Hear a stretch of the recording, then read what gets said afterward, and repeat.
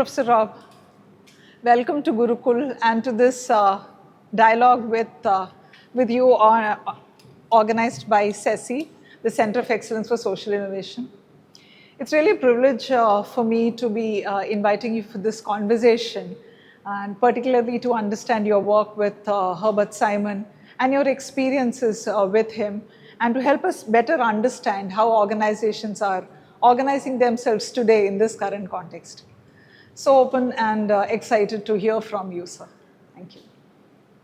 Very good. Thank you, Priya, for the welcome, and thank you all for being here. I think that in the spirit of having it be a dialogue today, I will have some slides, but then there's only 10 or 15 slides, so there'll be plenty of time for conversation. I'm not myself an organization specialist, but I recently wrote a long essay in this volume called The Algar Companion to Herbert Simon. And so I'm going to basically be summarizing my essay, which is primarily focused on his work on organizations. A little bit how it relates to my own work, but that's secondarily. So anyways, with that as background, it's a very great pleasure to be here. If there's any questions during the talk, please feel free to ask them. It'd be better to ask them during the talk, I think. Okay, so this is a new book. It's been out for just maybe 6 months or something. And just to give a sense of what's in this book, by the way, if you don't know who Herbert Simon is, I'm going to explain in a minute. But just for the moment, the idea is just to give you a sense of what's in this book. The first chapter is by his daughter. So it ends up being a very personal understanding of kind of his own interaction with his family, and how that is recognizing his family was also an organization, and he had to run his family too. And so she has many interesting insights into that. Then there are several parts of this book that are focused on organizations proper, written all by different people. Now, it's an edited volume. And then I will talk a little bit today about bounded rationality in the context of organizations, and I'll explain what that means. And finally, a section on heuristics. And then it's going to be my chapter. My chapter is the final one. And so part of what I will discuss today, in fact, is not just Professor Simon's ideas about organizations, but also ideas about how one can do research and how one can also live a productive life. And so that's some of these things are just things that I learned from him when I was about your age, when I was a graduate student some time ago. Okay, who was Herbert Simon? So he's an important researcher who was born more than 100 years ago. He earned degrees from the University of Chicago in public administration. So I don't know if you guys have comparable degrees here or not, public policy, similar maybe. And then his book, Administrative Behavior in the 40s, was basically his dissertation, PhD dissertation. But this changed in many ways the landscape for studying administrative behavior in America, because it was a semi-quantitative book, or it tried to be analytical, as opposed to previous books that were primarily the case study approach, so-called. Anyways, he had a very deep concern about how people make decisions, and I'll be coming back to that a lot today. And then the university where I studied, Carnegie Mellon University, was at that time a small regional technical university called the Carnegie Institute of Technology. Today, Carnegie Mellon is a powerhouse for computing and artificial intelligence and machine learning and all these subjects, AI in general. And part of this Simon story is how the university transformed during this time. Specifically, the business school there, and I understand this is a management school here, the business school at Carnegie was originally known as the Graduate School of Industrial Administration, and it was one of the first business schools that tried to use quantitative techniques like management science, operations research to teach business students. At the time, the Harvard Business School was using older techniques. Only Stanford, Chicago, and Carnegie at the time adopted these new ideas. And I'll just go into that more. And he was particularly critical of how economists always wanted to model people as being rational, and I'll come back to this again. Now I'm going to do a slight digression here because once again, I expect that many people have not heard of Herbert Simon, and I want to do a little bit more positioning of this man's legacy. So I've just written here, think about, and some of you may think about this historically. I mean, I'm old enough to have lived through much of this, but you guys are too young. In the 20th century, I mean, there were very, very foundational ideas in the sciences promulgated by, here are just some famous people in physics, or in biology, Crick and Watson and Franklin unraveling DNA. But when it comes to interdisciplinary work, some of you have probably studied game theory, for example. So think about the work of John von Neumann, who worked on quantum mechanics, he worked in mathematical economics, he worked on the Manhattan Project for building the first nuclear bomb. He then invented game theory along the way. I mean, and then finally, all modern computers that you guys use, I have, in which the arithmetic logic unit is separate from the memory, we call this a von Neumann machine because von Neumann invented the architecture. So, I mean, this man did amazing things from quantum mechanics to computing to game theory, okay? But now I would like to suggest that the only scientist in the 20th century whose status can compare to von Neumann is in fact Herbert Simon. And here's the version of Simon. He started out in organizational behavior, as we just discussed, but he was a founding father of artificial intelligence, and I'll go into some of the details here in a minute. With Alan Newell, some of you have probably studied computer science. You know that one of the very fundamental data structures is a linked list. Alan Newell and Herbert Simon invented linked lists. They were, for their work on artificial intelligence, they created a new language called Lisp processing, which is otherwise known as Lisp. And so they shared the Turing Medal from the Association for Computing Machinery, which is the highest award given in the profession of computing. But Simon also, in his work on organizations, he introduced the idea of bounded rationality, and he was eventually awarded the Nobel Prize in Economics. So he has the Turing Medal in computer science, the Nobel Prize in Economics. Von Neumann lives a shorter life, did not receive those awards, but what you see here, I think, is that somebody who has broad interests. When I entered Carnegie Mellon, he was actually not doing economics anymore. He was doing very little computing. He actually was sitting in the psychology department because he wanted to better understand how people make decisions.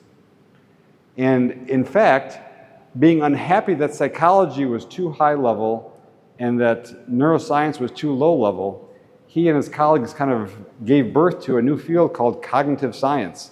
That was not a field. When I was an undergraduate, there was no field of cognitive science. Somewhere, in the late 70s, early 80s, that became a field. So in the same way that the American Psychology Association gave him a Lifetime Contributions Award. So I just mentioned this because this is obviously a very broad intellectual heritage here. In the same way that von Neumann invented game theory with Morgenstern, Simon with Newell invented cognitive science as an entire brand new field. The final thing I'm going to say is that with Professor Vittel and I both work in a new and emerging field called the field of complex systems. I have this, in the first slide it said that I'm affiliated with the Santa Fe Institute. That's one of the world's centers for studying complex adaptive systems. And so some of Simon's ideas about complexity are also foundational in that field. So this is the background on Simon. And what I intend to do for the next 20 minutes or so is just to communicate to you some of the things that he communicated to me when I was about your age, in fact, a long time ago. Okay, there are some things that I'm not going to spend much time on today. These are things that are not really about organizations, okay? One of the things he always preached to us, by the way, this will sound a little bit strange, but he said, never read newspapers. He thought that newspapers were like the froth on the beer. If you're going to drink a beer, it has a little foam on top. He said the foam is not good beer, and the newspapers is not good news, he said, he thought. He thought, read the weeklies or the monthlies, that's the real news. But this will sound archaic to all of you who get your news from social media these days. Only a few of us can probably remember the idea of having a newspaper or a weekly or a monthly in our hand. This is an interesting one because he had always preached to his students. He would say, if you get up at 5 a.m., you will get more work done by 9 a.m. than you get done the rest of the day. Now, I'm a night person. I cannot do this. I've tried it many times, and I simply cannot do it. And I always marveled at this older man who could do this. But it turns out, and this is maybe a lesson in all of what I'm going to say next, is that when I would later talk to his daughter, and I said, how did he get up at 5 a.m. and do all this work in the morning? He said, he always preached this, but he didn't really always do it. So it's one of those things where he knew he could be productive if he did it, but it was too hard to do lots of the time. Now, this is a crazy one. I'm not going to spend a lot of time on these, but I put this one in here because it does involve India. And so I wanted to describe the story, okay? So the apocryphal story, and this happened at Carnegie before I got there, but it's worth telling, I think, because, as I said, it involves a local landscape here. There was an assistant professor at Carnegie named Robert Lucas, who would go on to win the Nobel Prize in macroeconomics, but at the time he was just an assistant professor. And Lucas was invited to come one summer to the Reserve Bank of India. And Simon said, every person I know who's gone to India has gotten quite sick and has not been terribly productive in the summer. I recommend you don't go. Lucas said, well, but I want to go. I want to learn about the country. I want to learn about the economic situation. I'm going to go anyway. And so Simon, a little bit incensed that the junior colleague did not pay attention to his advice, said, I'll bet you I can learn more about India by going to the Pittsburgh Public Library for 1 hour a day than you can learn by going to the Reserve Bank, because you're going to get sick. This was basically the bet they had, okay? And so they decided that after the summer was over, they would have a public debate or contest, which of these eventually quite famous economists would know more about the Indian economy. And so, of course, what happens, you can maybe guess what happens, is Lucas goes to India, goes to Delhi, goes to the Reserve Bank in Bombay, and then he, in fact, has a bad time, and he actually is in fact not able to spend a lot of time learning about the economy because he gets sick and other things. A long story, but Simon diligently goes to the public library 1 hour a day, and he learns so much about the Indian economy that the apocryphal story is that when they came back in August and they had this debate, it was very clear that Simon knew much more about the economy than Lucas did. But the final thing I wanted to mention about that, well, I guess I'll come back to that in one other thing. Okay. For some of you who are young researchers, this is something that I've always stuck with me. Not an organizational topic really, but something which I think is a good heuristic for doing research.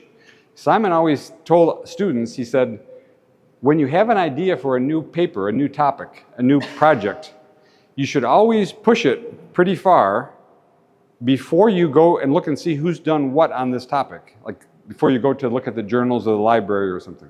Right? We're in the library here, I guess, right? And his rationale was, if you have a fresh idea, if you have a fresh perspective, then if you go look to see who's done what, you will destroy the novelty of your own perspective. So he thought, it's good to make a first draft before you go and see who's done what. And with a corollary being, and this will sound exactly the opposite of what your parents told you, I think, that anything worth doing is worth doing badly. What he meant is, you should write that first draft, and it doesn't matter if it's bad.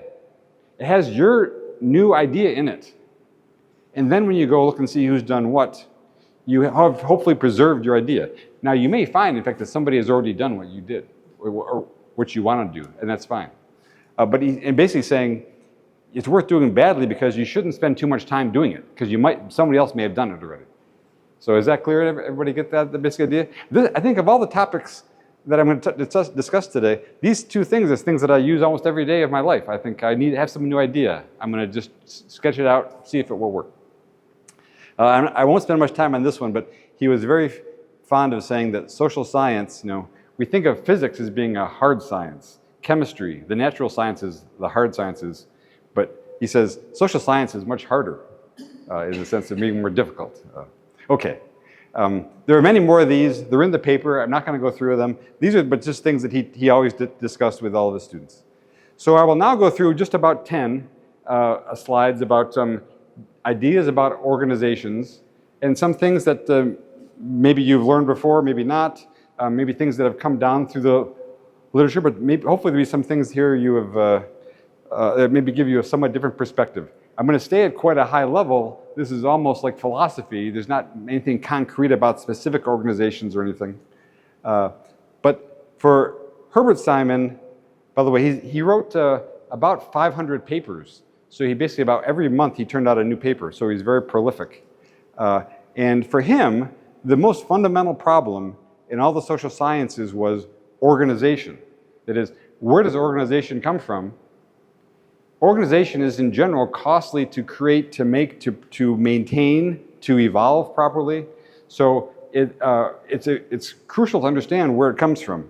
In particular, he thought that, in fact, almost all politicians, many economists, many other researchers in general make a mistake to say there's only a behavioral level of individuals doing things, and then there's an aggregate macro level where we see societal problems, or because for Simon, he said it's super important that this meso level is where almost all the key things happen, the organizational level. So between the micro, the behavioral, and the macro aggregate is the organizational level. And I'm going to come back to this several times today. But the organizations are the key to understanding how a society works, for example. And then he also thought that, the way that economists treat organizations is highly problematical. In particular, if you look at the microeconomic textbook, some of you probably do managerial economics, these topics. It's typical to treat the firm as a unitary actor, right? One brain is in charge of the firm. But of course, a firm is really a multi-agent system. An organization is a multi-agent operation, and it's important to think about it this way. And we'll come back to this as we go forward. Okay, this is a slightly technical point, but it is the case in every modern economy that there are a few giant firms, a few giant organizations. You can even think about government as an organization. And there are progressively larger numbers of progressively smaller firms. In the US, the modal firm size, the most common firm size is firms with one employee. And there's a smooth distribution between 1 and 1.5 million or something. Well, Amazon is 1.5 million employees. Now, in fact, Herbert Simon knew that firm sizes technically follow a Pareto distribution, but he only had data on the public firms. Much later, I was able to get data on all American business firms, but that's not the main point of this slide. This is a point that Simon made in a paper in a philosophy journal, trying to understand philosophy of science. And I'll read it slowly just because it's an important idea, I think. He says, a mechanism, which you can think about as a theory, a mechanism explains a phenomenon. Now, the first bullet is a phenomenon, right? There's this peculiar structure. A mechanism explains a phenomenon when any system governed by the former, that is the mechanism, the theory, yields the latter. So you can say, I get an explanation when I propose some mechanism and it gives me the pattern I'm trying to produce.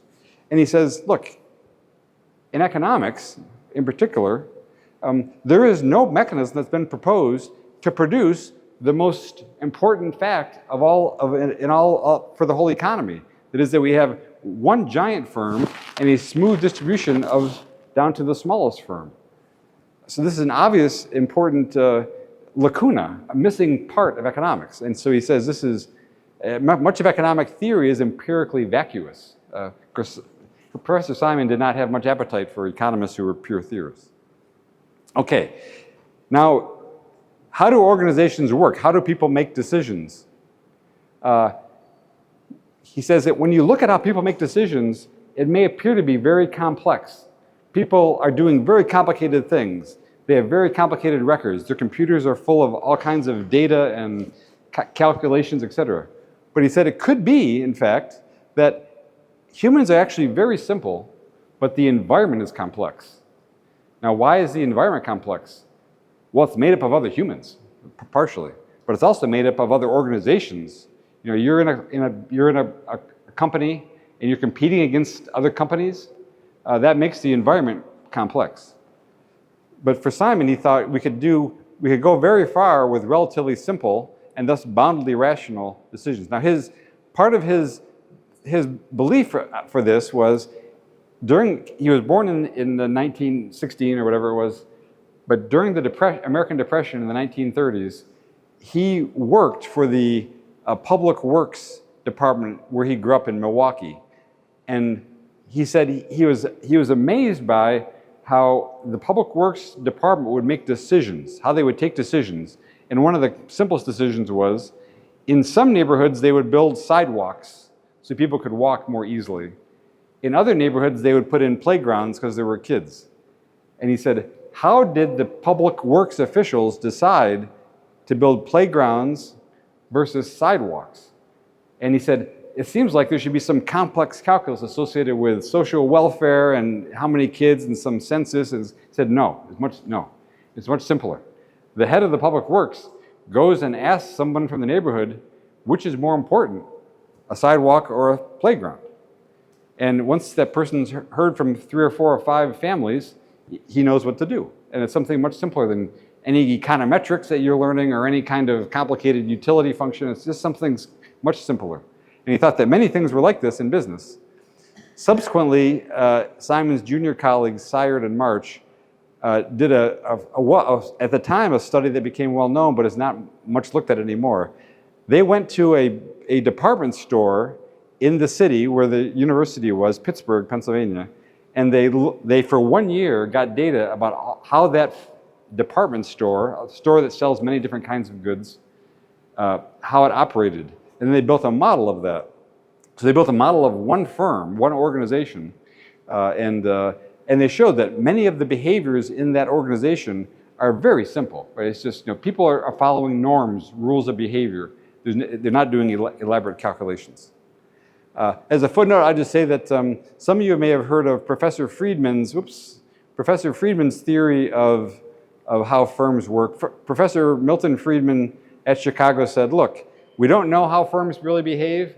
We assume they profit maximize. That's something you saw in your managerial economics book, I'm sure. Even though that's probably wrong, we'll just assume it. But Professor Simon had no appetite for that and said that if in fact your model is built on an unrealistic assumption, it's not a good model. We can talk more about that if people are interested in that. Now I'm going to go through 2 ideas that he thought were very important. How we go from the micro up to the organizational level, and how we go from organizations back down. In this direction first, he says, we all know that the reason why this building is standing is because it's made out of very strong materials. But you also know that those materials are made out of molecules, and the molecules are made out of atoms, and the atoms are even made out of quarks, okay? But any engineer trying to build this building would not go to the quark level, for example, right? That makes no sense. So if you want to understand organizational behavior, we have to understand what the people are doing. However, if you just understand what the people are doing, that may not be enough to really understand how the organization is behaving. So he said, so of course we're all reductionists in principle. We want to reduce the function of the whole organization to its components. However, in practice, and he used this long term, which is, I'll parse it for you. Pragmatic anti-reductionist set means, even though we're reductionist theoretically, in reality we're not. Because, for example, there are always going to be side effects. So you're managing a department, you put in some new policy, and now some things start happening that you didn't anticipate, you didn't want to happen. You have to be prepared to adapt your policy accordingly. The fallacy of composition is sometimes said, look, if I know how all the parts behave, I should automatically know how the whole organization will behave. If I know what the people are doing, shouldn't I be able to tell what the organization is doing? But no, in general, because more can be different. I put that there. Philip Anderson, an American complexity scientist, wrote this a generation ago. How when you just put many people doing the same kind of thing, but in a bigger and bigger group, you can get novel behaviors coming out. And then the word that we like to use today in the spirit of complex systems is emergence. We say that things emerge when people start interacting. And so you need to know more than just what the people are doing. How are they interacting? That's critical. And then another term that Simon invented for the reverse was, he said, look, if I know what's happening at the organizational level, do I then automatically know what the people are doing at the microscopic, at the lower level? And he had this term near-decomposability. And what he meant by this was, look, imagine there's a company composed of several divisions. The divisions are semi-autonomous. You can understand what the divisions are doing by looking at specifics for them, maybe their balance sheets or their profit statements or something. But they're also linked to some extent, right? In the same way that, for example, the temperature in this room is different from the temperature in that room, and they have different thermostats, say, but it can't be the case that they're a lot different. They have to be related somehow because they're touching each other, right? There's some interaction between the two rooms. And so for Simon, for him, he thought that one important way to understand organizations is either as modular units, where the different divisions are all, the HR division, the sales division, the marketing division, whatever, are all operating, in more or less some kind of synchrony. But also there's some hierarchy, and the CEO, for example, may be in charge of all of them, at least once again in principle, but maybe each modular unit has its own head. The reason why this is important is Simon had this, what he called the parable of the blind watchmaker. And he said, look, imagine, I don't have my watch on, but imagine a watch is made of, say, 1,000 parts, small gears, screws, etc. If in fact you're trying to build a watch, if it takes 1,000 operations to put the 1,000-part watch together, then you have to have a very specific way to do that. If the watch is made up of 10 components, each one that has 100 parts, that's simpler. If the watch is made up of 100 components that are interchangeable, each one with 10 parts, that's another way to get 1,000 parts. And it turns out that in biological systems, it's almost certainly true that the way evolution happened was with interchangeable parts in cells, in DNA, RNA, etc. And so this idea leads to this idea of the blind watchmaker leads to the idea that if I know how the macroscopic thing works, I may or may not know how the microscopic thing works because I may or may not understand the modularity of it. In reality, things are not perfectly decomposable, they're only nearly decomposable. And finally, I think he always preached this idea that he said, maybe back to something I mentioned already, if you want to understand how the society is working, it's very important to understand how its institutions or its organizations are working. And this makes the study of organizations a foundational topic across all the social sciences. Maybe one last point about this. I have a section in the essay about this, but Simon says, look, if it's so hard to know how the future is going to unfold, should you study AI? Should you study, what flavor of AI should you study? Generative AI or transformer architectures or neural networks or whatever? It's hard to know what's going to happen. So he said, tomorrow will look like today, but it's hard to predict what's going to happen. So we just build the future. We build organizations, institutions, because they mediate how we are going to interact with, say, the new technologies, for example. I'll come back to this at the end. Okay, he thought that the topic of how organizations process information was critical to understanding them. And in particular, he thought that when it comes to knowledge in general, he said, almost all the things that you guys think you know are not things that you have actually done your own independent research on and confirmed, but are things you've learned from a textbook, from a friend, from your parents or something.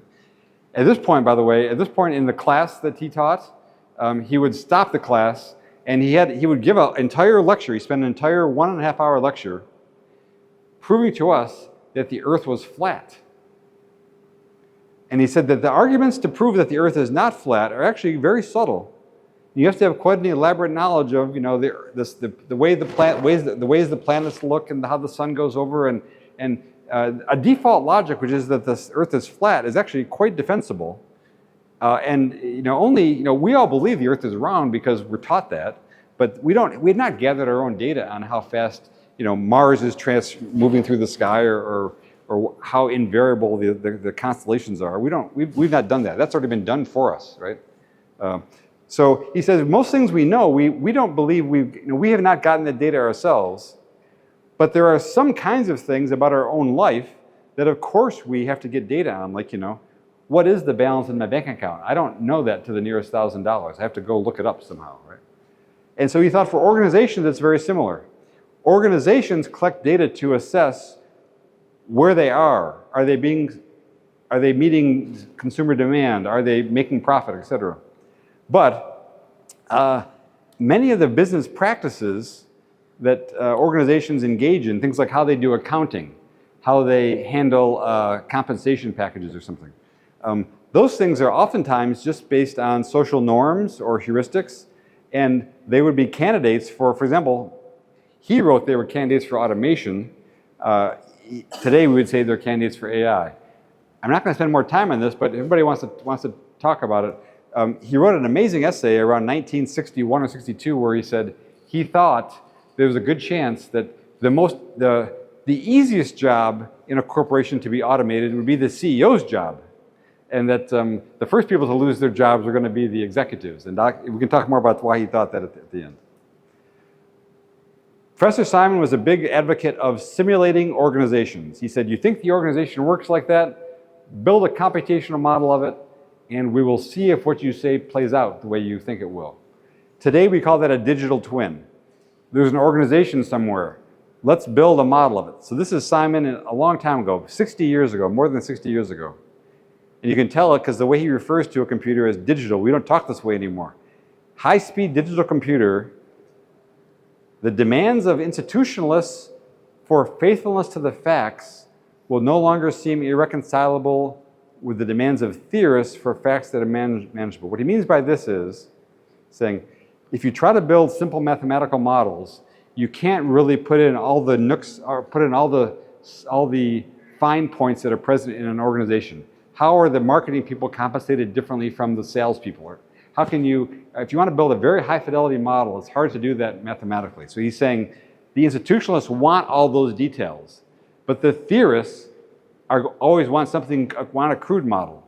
But he says with the digital computer, we can finally build high fidelity models. And so now I just ask the question to you all, and we could talk about this at the end. Imagine that today we had sitting right here on maybe Professor Vitel's computer, which is a big computer in his office, we had a one-to-one model of how IIMK works.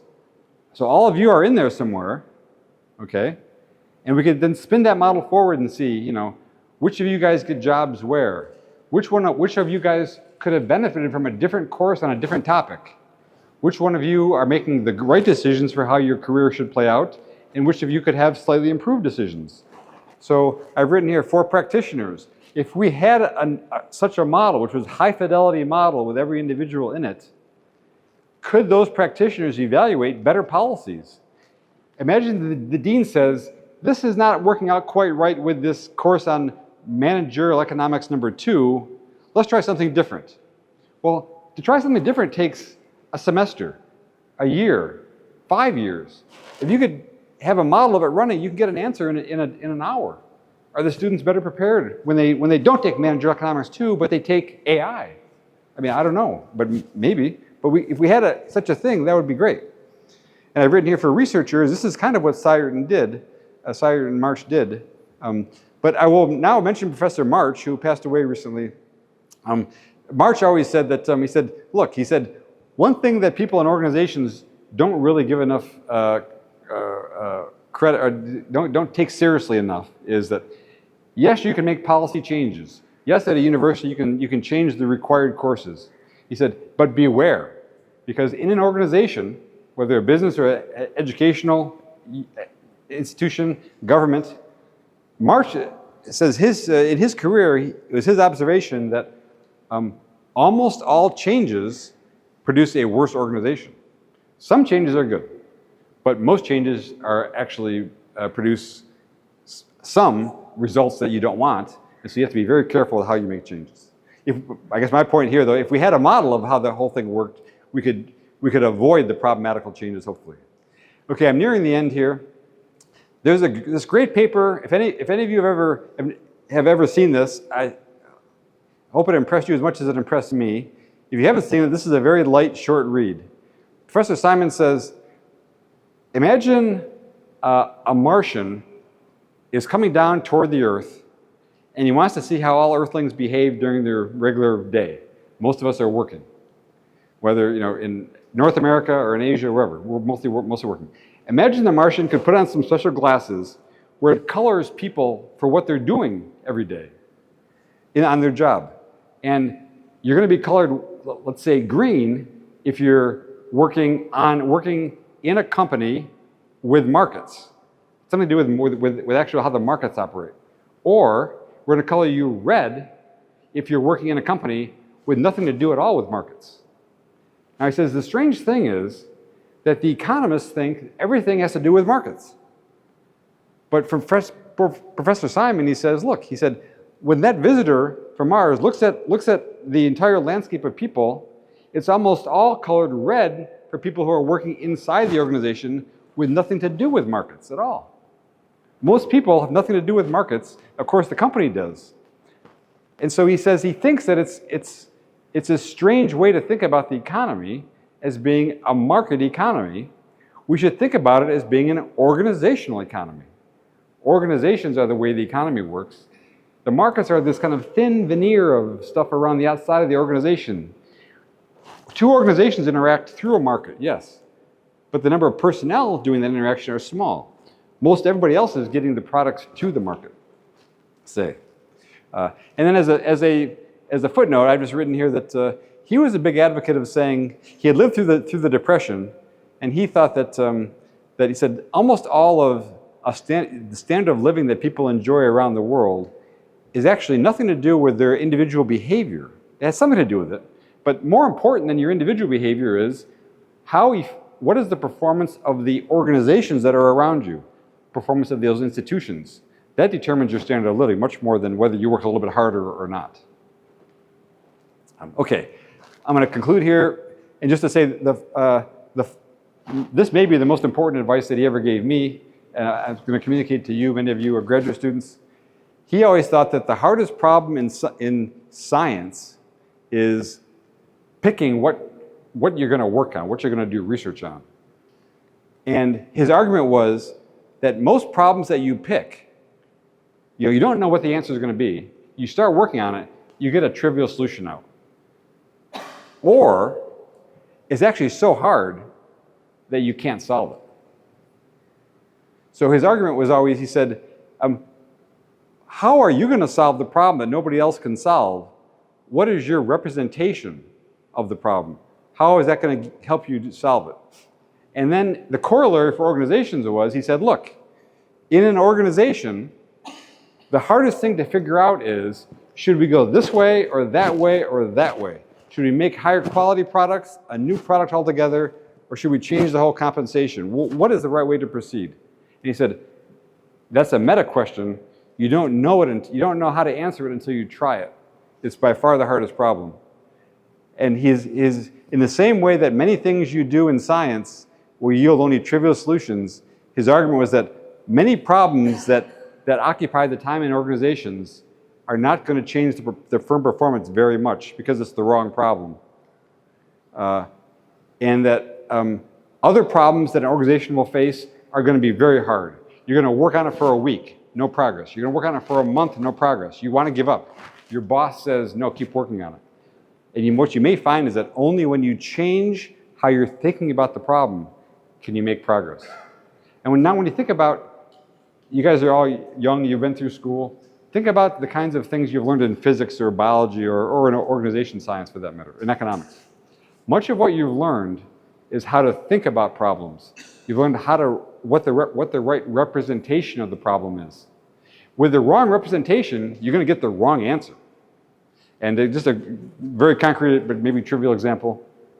If you think about chemistry in terms of Greek chemistry, air, fire, water, soil, I think that's Greek chemistry, it's going to be very hard to invent aspirin or any other pharmacologically useful drug, right?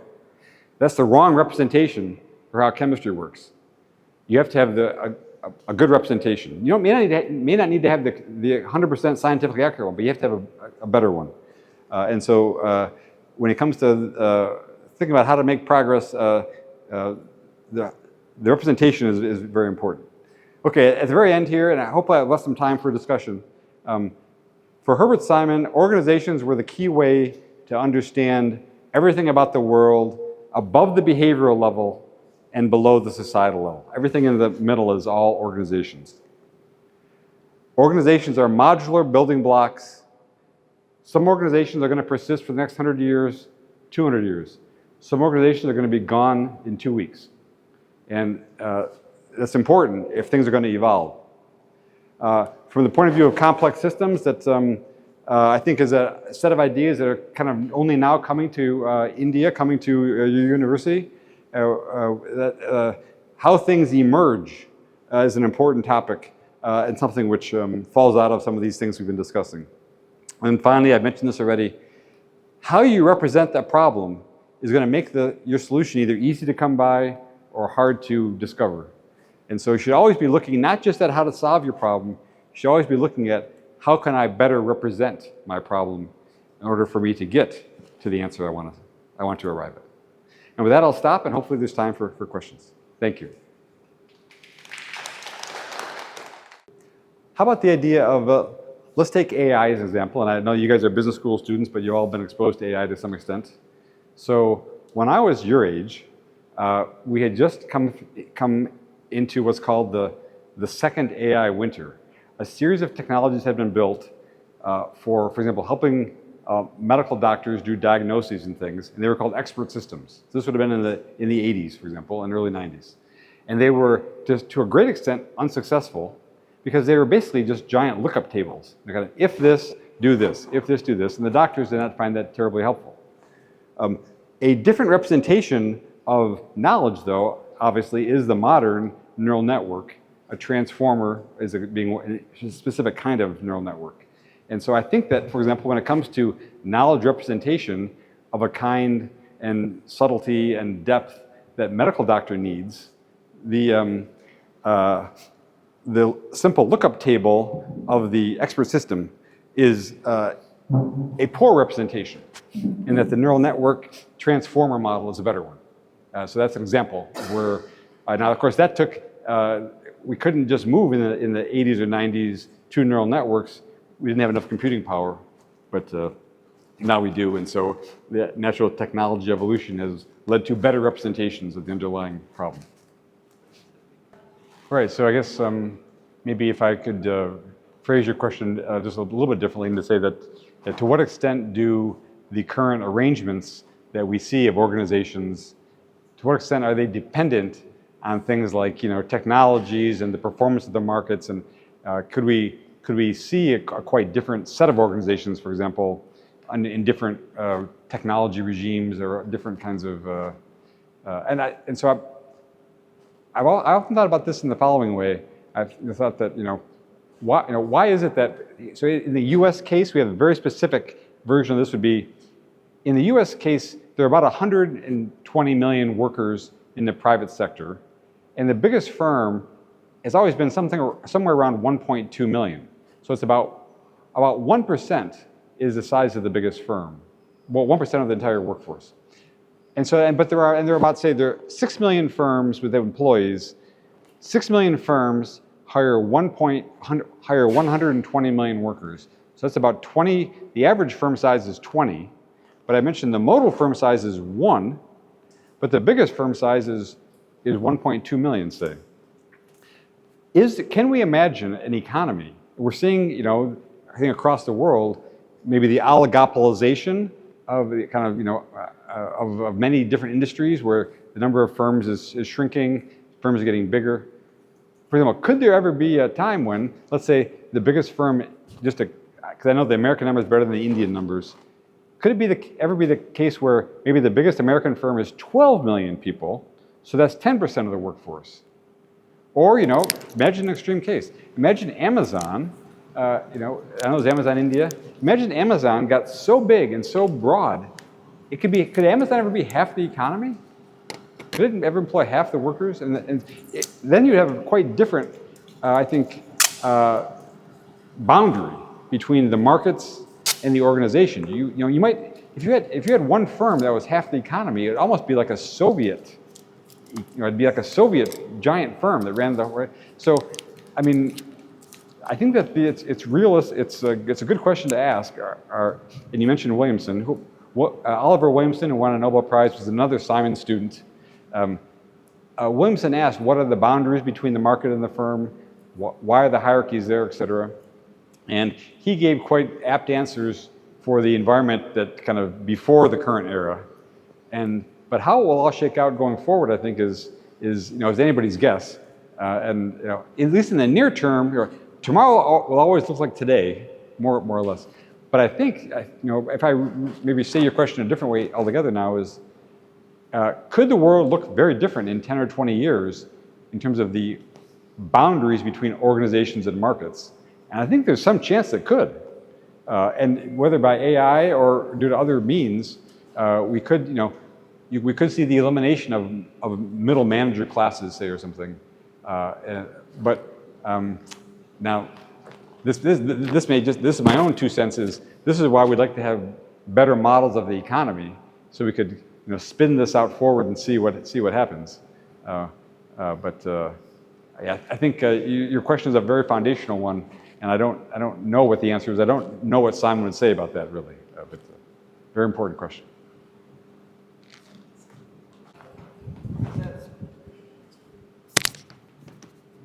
Thank you, sir. I have a similar question regarding organizations. So, when we try to study organization in per se, suppose in current time I want to study how organization perform or what they do. But for that, I should have a set of organizations which are naturally occurring organization. Like, but in current scenario, like in current times, there are many organizations which are like artificial kind of organization. Which, in my like, I'm not saying that this is some official word from somewhere. I'm just making this up. Yeah. Artificial organization where, like, for example, let's take an example. If you want to have a business, you need to register a firm, and there is a procedure to conduct the business and all. So you already are getting in a framework which is already decided. So that's what I call an artificial organization. Whereas before this industrialization, when we were studying about organization and all, it was all naturally occurring organization with a purpose, a sense of things. So if you want to understand the organization in the current context, what would be the ways of studying it, and how do we differentiate this artificial thing? Are we studying the same artificial things?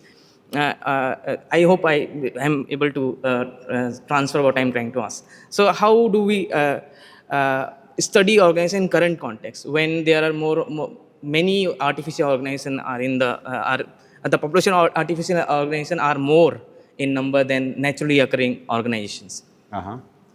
And by artificial ones, you primarily mean ones that are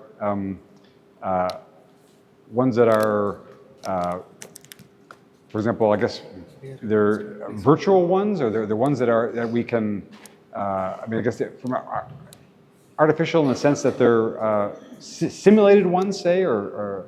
Yes, I mean, they're following, like, for example, organizing. There are many ways of organizing. Yeah. But currently we are organizing in a particular way, bureaucratic format, because there is a institutional that this is the way of organizing. Right. So this is the artificial, and the other one is the non-artificial. Got it. Okay. Yeah. Right. So I think that it's a good question. For example, how can we imagine? Maybe if I could take it back one level and just say, we have a certain population of organizations today that we can look at and we can see how they operate. If we want to look at, are there other ways we can organize our society, organize our business, the economy to accomplish things in a better, more efficient, or whatever your metric is, more fair way? How can we sample them? How can we explore that? I mentioned a little bit about complex systems. It is the case that there's, in Santa Fe, I have a colleague named Stuart Kaufman who's a biologist. Now, Stuart Kaufman talks a lot about what he calls the theory of the adjacent possible, by which he means that, take the simplest case of biology. In biology, we know what the space of genomes is. You know, all of us in this room have a unique genome. They're all for humans. And if we were to slightly perturb any of our genomes, we would get another human. You know, we can't change Vipin's DNA and get a dinosaur. Okay, I don't think anyway. So the theory of the adjacent possible says we really can't explore the entire space of biological organisms. Nature only explores the ones that are nearby what we already have. And so I think on your point, we have of course a great diversity of organizations today. We probably don't know enough to explore the entire space of all of them, but we can certainly take baby steps away. Like, you know, let's explore leaderless organizations where there's maybe a committee of people who are effectively the CEO, say. Or let's explore organizations where, you know, we just try a different business model. Here's a very concrete example. Where my wife and I live in Virginia is the headquarters of the Mars Candy Corporation. The Mars Candy Corporation buys all their cocoa on the spot market. About one state away is the Hershey Candy Company. Hershey owns all the farms where the cocoa is grown. Two completely different business models, but those two are the biggest candy makers in the U.S. context anyway. Are there organizational forms that are interior between having no farms like Mars or owning all the farms like Hershey? Why is that there are no firms in the middle there? Is it that you have to manage complicated supply chains, or, you know, what is the reason? It'd be great if we could explore in that simplest case of just candy manufacturing, just chocolate. Can we explore alternative organizational forms that might take advantage and then compete against Mars or Hershey? And I think that, you know, in principle, we can build models of how we might do this. I will say that, for example, I'm not giving up any proprietary information when I say that the Mars Corporation asked me to look at some issues of supply chain a while ago, and we explored some of these things with them. I think models can be built to explore alternatives and maybe look at different ways to rearrange or different ways to organize a production, say, for example. I do wonder if in the future, when we can build models more rapidly and at lower cost and more quickly. So if you can just walk over to Professor Vipin and say, I need a model of a chocolate company, and one of his students can come the next day with a working model. If that was the case, then maybe, you know, many companies could explore how could they change the structure of their operations and become whether more efficient or more diverse or more robust, whatever. Today we don't know how to do that. So today we're still in the world of most organizations are going to be stuck in this Jim March trap. By the way, what March says about organizations, that is, most changes are counterproductive. This is the same thing, though, that Stuart Kaufman says in biology. You know, in biology, we have this set of genomes that are on the Earth today. Almost all the changes you make one spot away are counterproductive. They produce bad things. They produce infertile animals. They produce deformities. They produce something bad, right? So most things you try are not going to work. And today in organizations, it's a very costly process. A proposal is vetted many times over before it's attempted. It'd be nice if there was a way to accelerate that. My personal feeling is that with AI and other techniques, I do what's called agent-based modeling to try some of this. I think that we're, you know, probably sometime in your lifetime as entrepreneurs or as business people, there will be much better tools for trying these kinds of explorations with virtual organizations.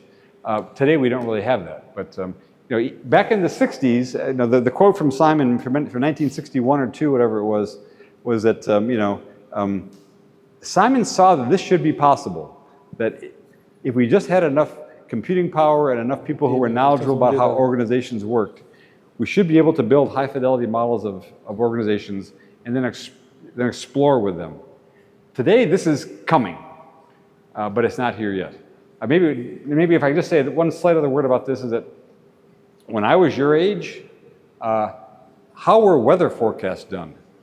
And the answer was the best weather forecasters in 1980, say, were, say in the US context, it was that if we wanted to know what the weather was going to be in New York City, somebody would say, well, there was some government employee who had the weather maps from the previous 50 years, and he would say, well, today's weather feels like the way it was in 1946, and the next day in 46 was this kind of storm, so I think that tomorrow will be this kind of storm.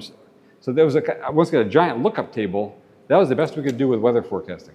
Today, after the investment of billions of dollars, we can basically forecast weather a week to 2 weeks ahead.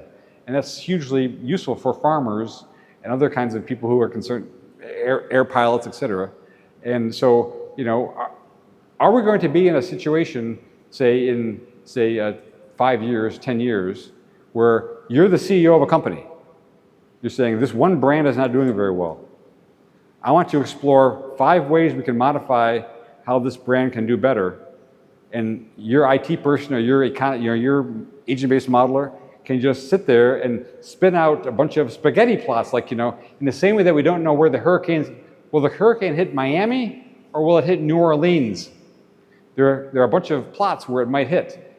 You as the CEO should be able to ask, how is this brand going to evolve in the next 1 year or 2 years? It's going to go in the dumpster or it's going to take off and go crazy.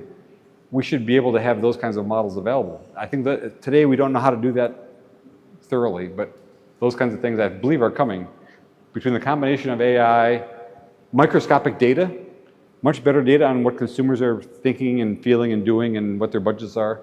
So so that's a very long way to answer your question about, I think that virtual organizations are coming. We're always going to probably be in a world where we'll be taking one baby step away from our current group of organizations. And maybe Vipin has something to add to that, I don't know. Okay, this is a couple of small things to add and then a question to you, Rob. 2 small things to add is that you might also like to read Andreas Wagner, Zurich biologist, has this wonderful book called The Arrival of the Fittest, and where he extensively talks about, it's not just the survival of the fittest, how do you actually get to this better genetic combination. He discovers these, although most steps are disastrous, there are these large networks of neutral steps. And it's through taking these neutral steps that you get to a point where an improvement becomes possible. So, the other thing I want to say was... But a corollary on that though too, Vipin, I think, is that sometimes you may say, wow, here's a way I can make my brand become the super brand and take off. It may be that by designing something so perfectly that it's the best, it may mean that it's very brittle for the future.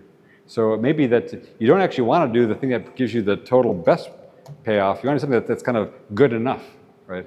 And so that's another way to think about how to get to the fittest. One practical sort of thing I want to share was, last semester I taught a course in agent-based modeling. This student of mine, an MBA student, Rishabh Jain, did not know how to code. He worked with somebody who knew how to code, and he developed an agent-based model of the hill, of these 2 hills, the movement of vehicles on the hill, carbon emissions. And he wanted to try out what happens if you remove certain kinds of vehicles, add other kinds of vehicles. What happens, because we have vehicles here called auto rickshaws, and they not only emit, they also slow down vehicles behind them and therefore increase emissions indirectly. So he said, what if we remove these and add other kinds of vehicles? What would happen? Then he calibrated this model to GIS data, including the exact topology of the hill. All of this in 2 months, when he was busy with a fair number of other things, because he used AI. He used AI to help him. Yeah. Right. So I think we're getting closer and closer to be able to do exactly what you're saying, is churn out results relatively rapidly. Of course, we need people who understand the bigger questions, who have a little bit of knowledge of coding and are able to work closely with AI. And Rishabh was also able to leverage a friend of his who was a very good coder, so he was able to manage all. But the question I had for you is the following: in your talk, you sort of seamlessly went between the physical world and the social world, right? I mean, you were talking about atoms and molecules and right? If we sort of begin with Simon's sense of this near decomposability and quasi-stable parts, right? It's not very clear to me what happens in the physical world. Nonetheless, it seems that the interaction between molecules and then larger scale interaction. If you get to the cosmos, right? There's some sense of some potential similarity. If we look at the social world, in particular organizations, if you look at the interaction between individuals, and then if you look at the interaction between bureaus or divisions within organizations, and then larger groups of bureaus, and then finally if you look at the interaction between organizations and markets and prices come in, there seems to be a qualitative change. There are no prices in the interaction between individuals within an organization. Right. There are no prices in the interaction between bureaus within an organization. And suddenly when organizations interact, there are prices and markets and all of this. Do you see that as a significant shift, qualitative shift in the kind of interaction that are happening? Or is it that there are price-like things within organizations that we just don't talk about it or pick them up? And are there gradations of prices, or is it like a deep ocean where the light penetrates in and there is kind of less light, deep inside, more light outside? Or is it just the light kind of begins as soon as you hit the surface of the ocean? What is really happening? I'm sorry to use the light analogy for prices, just has to do with where I got my PhD, as you know. Right.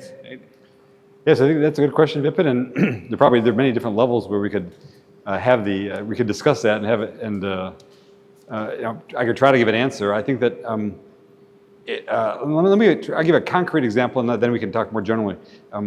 At the turn, you guys are too young to remember, but at the turn of the millennium, so basically when from 2000 to 2001 or 99 to 2000, I don't remember. I don't remember what the first year is, but in the good U.S. journal called PNAS, which is the Proceedings of the American Academy of Sciences, Proceedings of the National Academy of Sciences, there was in the first issue of the new millennium, there was an article called "Theory of Everything," and the paper was it was by physicists, no less, and the physicists said they thought that yes, we can keep going more fine and try to understand what's underneath the cork, etc. But they said the most important scientific challenge for the 21st century, as opposed to the 20th, is going to be the study of emergence. That is, the study of how, as you change, for example, in physical systems, as you change levels, how does, for example, something like chemical bonding arise when there's no such thing as chemical bonding at the quark level? Or if you have, at the chemical level, all you have is chemical bonds, how do you get to protein folding? If you have only protein folding, how do you get to life? So that is that at every higher level, there's not just more of the same, it's actually the onset of novelty, right? So at every different level, there's things that are quantitatively more, but they can be qualitatively different. So I think your example, Vipin, is going to be, right, at the level of, I'm interacting at the water cooler with somebody in my organization, there are no prices. And then I go up to the next level, I meet my boss for a performance review. There are still not really any prices, though. He's going to talk about my pay. Okay, that's kind of a price. But then I go to the next level where now I have to go out and sell the product on the market. Now there are prices discussed. So at these different levels of interaction and organization, you get the onset of qualitatively different phenomenon. How that happens, I don't think we don't really have a foundational understanding of that kind of, those kinds of phenomena. And I think that's something that's sorely lacking in the sciences broadly, and the social sciences specifically. And it's a very, very general answer to your question, I think. But maybe to be more concrete about it, though, is to say, but all of you guys are going to be involved with something very specific, right? You're going to go to work for this company. You're going to have to deal with laborers who are on the plant floor trying to make some product, and you have to manage them somehow. I think that there you care about things like, if you just give them more tools, can they solve the problem better? Maybe what they need is qualitatively better tools to solve the problem. These kinds of understandings of kind of how to improve something, how to make things better, I think are something which you can learn on the job. You can maybe read about a little bit in a textbook, but at the end of the day, it's going to involve your own intelligence trying to better understand, what's different about this situation than the one I was solving 3 weeks ago, and how can I how can I get this team at the same performance of this other high performance team when it appears that they have roughly the same personnel using the same tools, but their productivity is much lower. And so I think this idea of emergence is a useful way to think about it. It's just that maybe let me put a more technical, maybe more fine point on it to say that it is certainly the case that we know today a fair amount about the wisdom of crowds. That is, take the very specific case of investment teams. Take first a mutual fund. Take there's 4 or 5 or 6 people in charge of the mutual fund, and they're going to figure out where to invest things in. There is an emerging science in finance about things like, say the 4 of you guys are involved in the investment team. You all gonna guess what are going to be the best investments for the next 6 months. You all rank the things that you think are going to be best. It is a mathematical fact that if we combine your judgments in certain ways, we'll get a much better answer than if we use any one of your judgments. Even if we look ex post, 6 months later, we say, Priya had the best judgment. In general, the team will outperform the best person. So how these kinds of, how best to aggregate decision making to get high performance outcomes is an emerging science. In finance, because it's very quantitative, it can be benchmarked. We know a fair amount more than in other areas. But my sense is that there's a whole new world opening up when it comes to, probably part of it is having microscopic data and measurables and being able to benchmark how things are doing. But maybe that there's going to be a world, maybe one virtual organization coming around in the future is going to be, a CEO leadership board of 10 people, all of whom will together make better decisions than any one CEO. And then you can dispatch with the whole middle management. It's all going to be AI. And then you still need people making the products. I mean, that may be a totally different kind of organization than we have today. But the kind of thing that we can imagine, and we can simulate that. We could actually try to build a model of that. And I just report the fact that there are at least some people in the finance community in the US, there are people who are willing to take long looks at how better to organize things to make more money, because there are obviously giant rewards to, if you can outperform your competitor by just a little bit, you can get a giant reward for that, of course.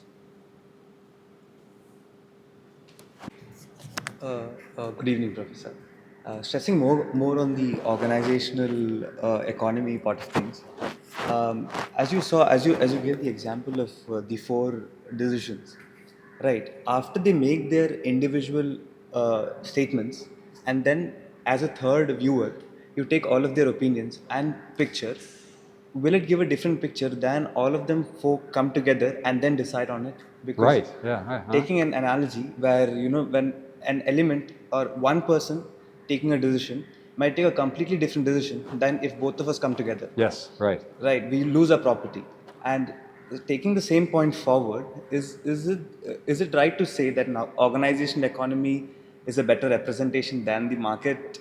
Because coming to the point you told, we are reductionists end of the day, and we are studying individual units as people. But then if I and you come together and we take a completely different decision than I would or you would individually, right?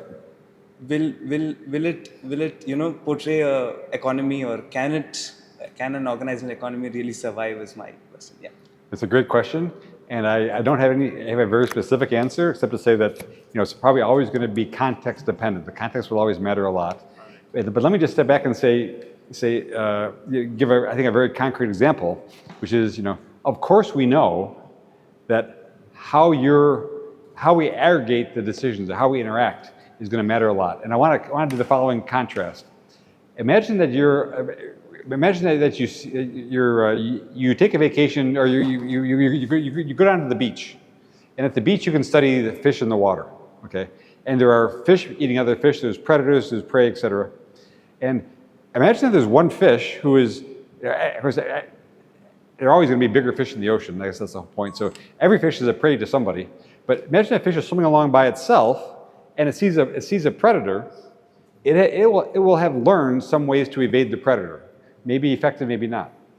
And we'll call that kind of individual predator evasion, but it has learned. It's done individual learning how to do that. Now imagine though that a fish is with 5 other similar fish. And so imagine the fish may or may not know very well how to avoid the predator, but it sees what the other fish do, and it can learn in the social context what the other fish do to avoid the predator, and it will learn that. And then finally, there are going to literally be structured organizations of fish that we call schools, right? Fish school, where the fish always form a certain triangle, or they form some shape, right? And that school is the way to behave in a school to avoid a predator is quite different than how you would if you were an individual, right? So we basically have 3 different modalities of learning. There's individual behavior and learning.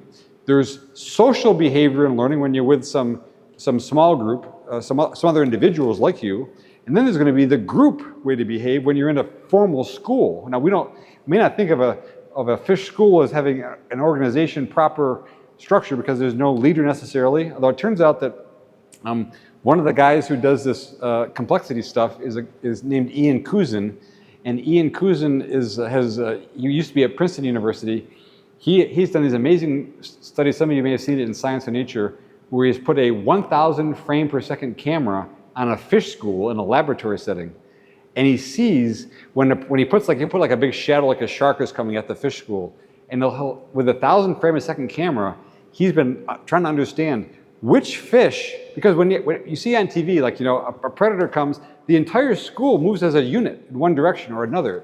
The school stays intact. It's not obvious who's in charge, what the leader is. And Kozhikode has been able to show that it's actually, very surprisingly, it's not the fish at the front of the school who decide which way to go.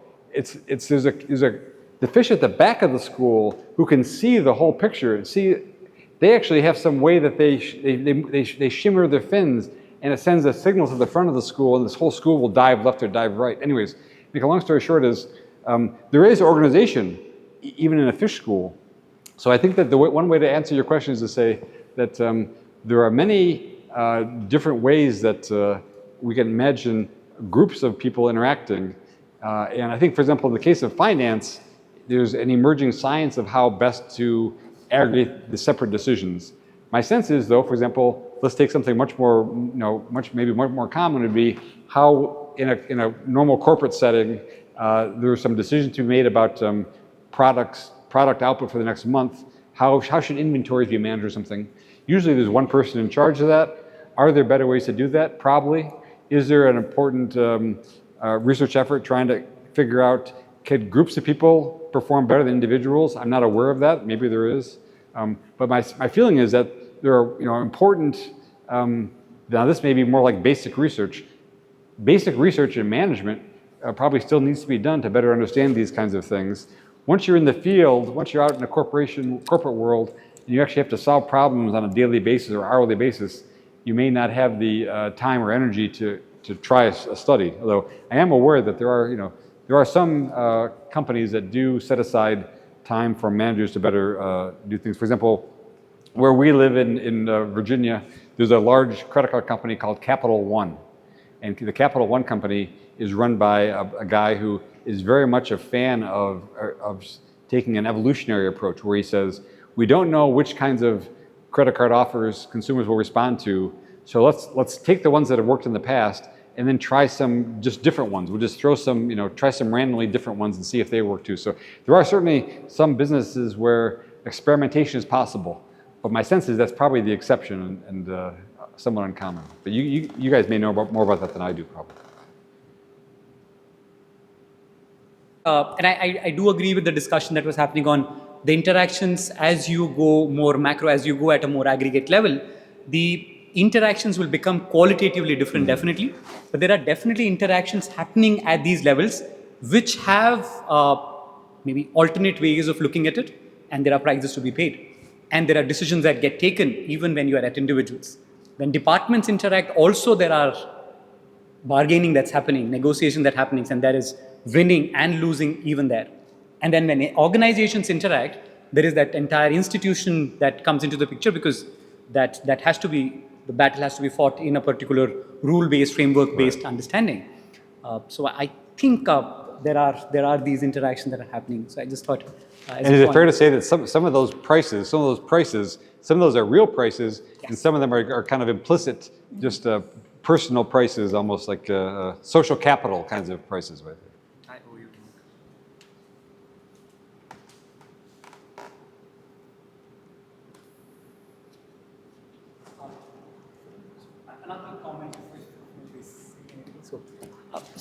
With respect to the digital twins that we were just discussing, again, a lot of it is still, so AI, even if it has predictable power, a lot of it is still based on a lot of past data. Yes, right. Right, and therefore, to whatever extent we evolve, the example of tweaking a brand in a particular way and then feeding it into the system, because how far does it, in the sense, become viable? Because a lot of it is in the future. Right. Behaviors will be different, things will be different, and things like that. And how do we look at that? Because a lot of it is just built on past data. Right. So it's a great question. So I think, by the way, just one bit of background is that I think that when the AI is being so hyped right now, everybody thinks AI can solve all problems. But I think it is reasonable to think about modern transformers, modern neural networks. These are really just very fancy regression models, in essence, right? They're kind of, technically, a multi-layer neural network is a cascaded logistic regression, where the number of cascades refers to how many layers there are. So the role of past data is critical, because past data are going to determine, the forecast is going to be based on the past data. And let me give you a very, very concrete example. So a couple of years back, I spent some time at Google Research. And one of the things that everybody at Google Research does is support some specific part of the Google product area. And so the one on my team, we were supporting the YouTube area, okay? And one of the things that YouTube wants to do, one of the things that they try to do from an energetic and cost point of view is, so every time you log into YouTube, they try to forecast, what resources should we put in place so that when you push the button to hear this video or to see this music, it's all ready to go for you, right? So so Priya logs in, she's going to see a certain set of resources. I log in as a somewhat different set, but it's also things like how long is my session going to last? Am I going to log on for 5 minutes or 25 minutes or whatever? So one of the peculiar features of YouTube, by the way, just as a footnote, Google now believes that something on the order of 3 to 4% of all human waking eyeball time, hours, is spent on YouTube. So it's a gigantic amount of actual people just sitting there looking at stuff. So it turns out there are users on YouTube who don't just watch it for 20 minutes or even a half an hour, but who stay on there for 18 hours, 36 hours. They don't log off. And of course, those super users are using an enormous amount of resources. So they want to understand that. So it turns out that there's basically, and you've probably heard this terminology before, there's kind of this long tail of these small number of extreme users. And it'd be great if there were models of that. But if you use a neural network to model it, you don't get these, it kind of cuts off after 12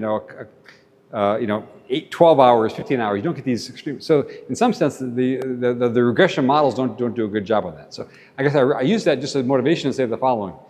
I think that one usual dichotomy in the modeling world is to say the following, is that the reason why the climate models can in fact work, even though they've never seen exactly that same storm before, is because they have the mechanism correct.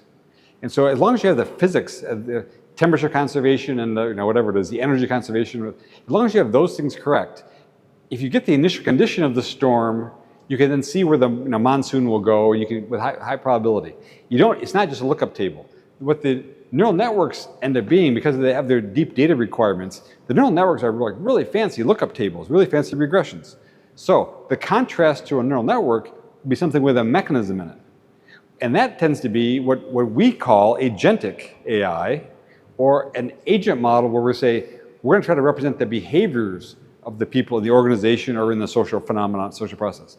Then you say, even though I've never encountered this specific supply and demand situation before, I've never encountered this particular set of market conditions, if I have the right behaviors in there, and I have the right initial condition, I can forecast the right, I get a spaghetti plot that's gonna hopefully encompass something that will happen. So I think that this dichotomy between having a mechanistic model versus having simply in essence, an elaborate regression model, this is really today at the moment, we've turned the regression models, the neural network models, into kind of engineering class. You can if you have enough data, you can always get some kind of answer. What we don't have today is a way to take all that data and build up good mechanistic models. That's what's got to happen. That's on the horizon, I think. But I think that there was a time in my career where 20 years ago when I said, yeah, in 10 years it'll happen, and I'd get to play with it. Probably it's going to be you guys in the younger generation who get to do that, because I'm probably going to be retired by then. But I think it's coming in some way, shape, or form. Once again, it'll of course happen in different rates in different specific areas. And for example, in the finance world, we already see it happening to some extent, right? Some people are trying to, for example, I've seen models where imagine there's a specific kind of financial asset being traded. The firms doing the trading, there's only a small number of firms doing the trading. They build models of each other. And so they then make these kind of they have a war room, and they have these spaghetti plots of if in fact the Fed lowers rates, we expect our competitors are going to dump these assets, and we can get in and make money this way. And they really have they have forecast that 5 minute, 5 hours, 5 day, 5 week projections of what they should do based on how the circumstances change. But of course, that's a very specific narrow area in finance. I think you presented an interesting YouTube example, and I work in the domain of future of work. And one of the things, rather as we are discussing on the organizing part, and one of the unit of interaction for individual is work for the organization. And one of the leading anthropologists, James Sussman, his work on, rather the title of the book itself is work.